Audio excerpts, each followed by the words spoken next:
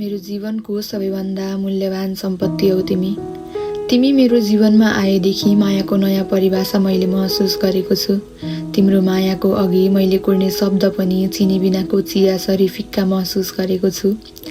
आफूले कोर्ने शब्दहरूसँग निकै प्रेम थियो। लाग्थ्यो योभन्दा किम्ती मेरो लागि केही छैन। आज यही शब्दले तिम्रो बारे केही लेख्न खोज्दैछु, तर लाग्छ तिम्रो आवाज व्याख्या गर्न केही काबिल नै छैन। कुन रूपमा तिम्रो बयान गरौँ म? तिम्रो तारिफमा पुरै महाकाव्य लेखे पनि कम हुन्छ सायद। कुन शब्दले तिम्रो लागि कति प्रेम छ भनौँ म? शब्दकोशको सबै शब्द रित्तिएर जाला, तर मैले गर्ने प्रेमको एक छेउ पनि समेट्न सक्दैन सायद।